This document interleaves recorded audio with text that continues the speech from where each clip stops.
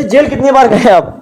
Jail गए हैं 3-4 बार। अच्छा, सबसे कितनी उम्र थी जब आप जेल की हवा खा चुके हैं? सबसे 13 साल की उम्र। 13 साल की उम्र में जेल जा चुके हैं? हाँ, 13 साल। आज के दौर में 13 साल की उम्र में बच्चे साइकिल चलाना नहीं सीख पाते हैं और 13 साल की उम्र में आप जेल हुए हैं। सामाजिक लड़ाई, समाज के लिए 3 बार मुख्यमंत्री रहे माननीय नेताजी, तीनों बार आए घर पे मुख्यमंत्री। 3 बार मुलायम सिंह यादव जी आ गए हैं जी। नेता विरोधी दल है तब भी हमारे घर पे आए। सन 84 में पहली बार जब आए हैं तब उस समय तो विधायक थे।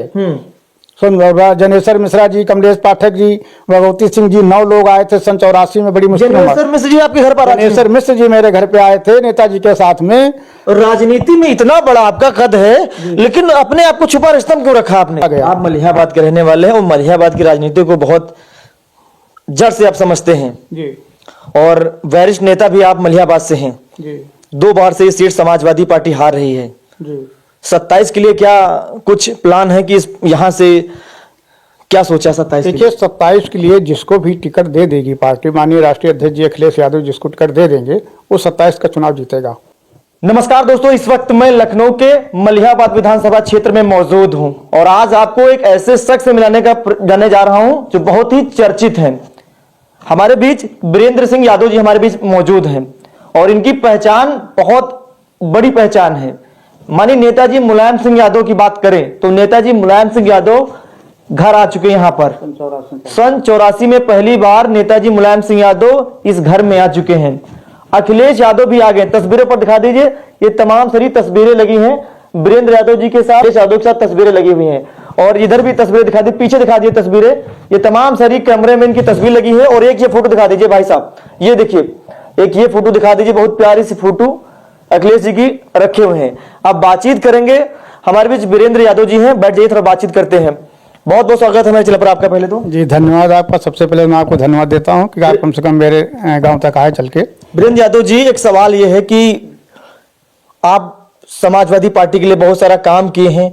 नेताजी मुलायम सिंह यादव जी आपके घर पर आ चुके हैं, अखिलेश यादव जी आपके घर पर आ चुके हैं, आम खा चुके हैं, फिर भी पार्टी में मतलब कोई पद या कोई क्यों, ऐसा क्यों नहीं, मतलब कोई लालच क्यों नहीं? आजकल के लोग स्वार्थ की राजनीति करते हैं, पद की राजनीति करते हैं। पार्टी में आने का मतलब है कि उनको चुनाव लड़ना है या फिर कोई पद लेना है।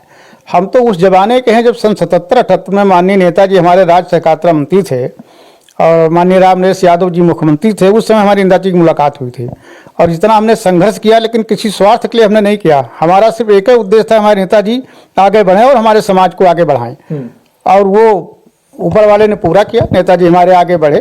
थोड़ी सी कसर ये रह गई कि लालू जी की गलती से प्रधानमंत्री नहीं बन पाए जो हम लोग चाहते थे, तो हम स्वार्थ की राजनीति नहीं किए और आज भी हम स्वार्थ की राजनीति नहीं कर रहे हैं। आज भी हमें वो पद की आवश्यकता नहीं है।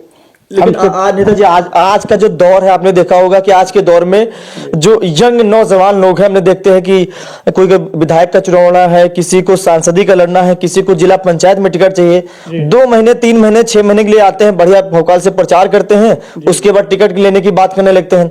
और आप इतने वरिष्ठ नेता है, कोई मंत्री पद नहीं, कोई विधायक पद नहीं, कोई क्यों, ऐसा क्यों, मतलब ऐसा क्यों, आपने ऐसा क्यों किया पार्टी के? हम समाज के लिए लड़ाई लड़ रहे हैं। हम जो आज समाज सेवा कर रहे हैं, जो हम नेताजी के साथ हमने जो समाज सेवा की वो समाज के लिए की, अपने लिए नहीं की है। अपने लिए हम करते तो हम भी पद मांगते। आजकल तो लोग ऐसे हैं कि 2 साल पहले आते हैं, क्षेत्र में घूमते हैं खूब इधर उधर, उसके बाद जब टिकट कट जाता है तो विरोध में खड़े हो जाते हैं। जिसको मिल जाता है उसको हराने में लग जाते हैं। वो राजनीति हमारी थोड़े है। अगर मलिहाबाद, अपने विधानसभा मलिहाबाद की बात करूं तो इसी विधानसभा का मैं भी रहने वाला हूं। लेकिन कभी मैंने, मतलब जब से मैंने अपनी पत्रकारिता शुरू किया है, मैंने कभी नहीं देखा किसी नेता घर पर मुलायम सिंह यादव आए हों, अखिलेश यादव जी आए हों। आपके घर पे 2-2 बार आ चुके हैं। नहीं, 2-2 बार नहीं, अनेकों बार। अच्छा, 3 बार मुख्यमंत्री रहे माननीय नेताजी, तीनों बार आए घर पे मुख्यमंत्री। 3 बार मुलायम सिंह यादव जी आ गए हैं? जी। नेता विरोधी दल है तब भी हमारे घर पे आए। सन 84 में पहली बार जब आए हैं तब उस समय तो विधायक थे। जनेश्वर मिश्रा जी, कमलेश पाठक जी, भगवती सिंह जी, 9 लोग आए थे सन 84 में। बड़ी मुश्किल। जनेश्वर मिश्र जी आपके घर पर? जनेश्वर मिश्र जी मेरे घर पे आए थे नेताजी के साथ में। राजनीति में इतना बड़ा आपका कद है, लेकिन अपने आप को छुपा रिश्ता क्यों रखा आपने? रामचंद्र दास जी हमारे नेताजी के साथ में रामचंद्र दास जी आए थे, सारे वरिष्ठ नेता आए थे।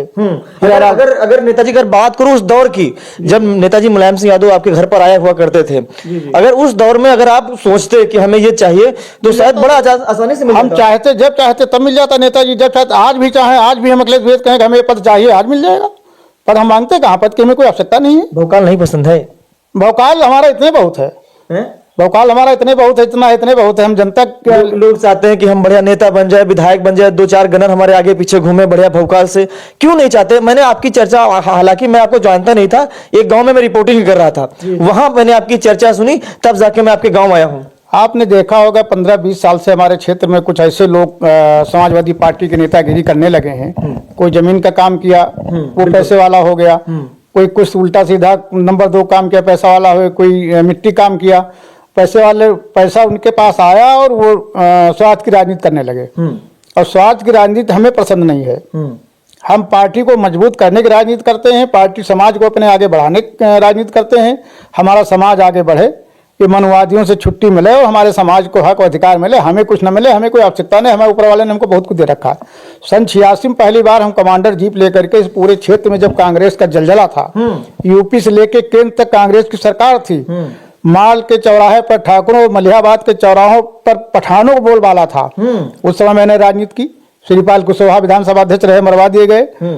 ज्ञान सिंह यादव विधानसभा अध्यक्ष रहे लोक दल के, उनके जो है रामखिलावन उनके साथी जो उनको ले, वो मरवा दिए गए, वो भी छोड़ दिए। जब मैं 84 विधानसभा अध्यक्ष मलिहाबाद का बनाया गया हूँ जबरदस्ती, जब कोई तैयार नहीं था। अच्छा।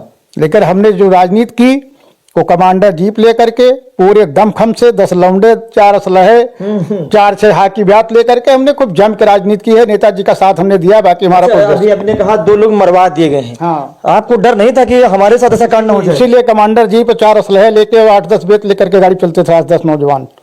सरकार कांग्रेस की थी, कांग्रेस सरकार थी। डर नहीं लगता था हमको गिरफ्तारी करके जेल में भेज देंगे? बिल्कुल डर नहीं था, बिल्कुल। आदमी जो आया है इस लोक में तो मरना तो एक दिन है ही है, लेकिन हम नेताजी जेल कितनी बार गए आप?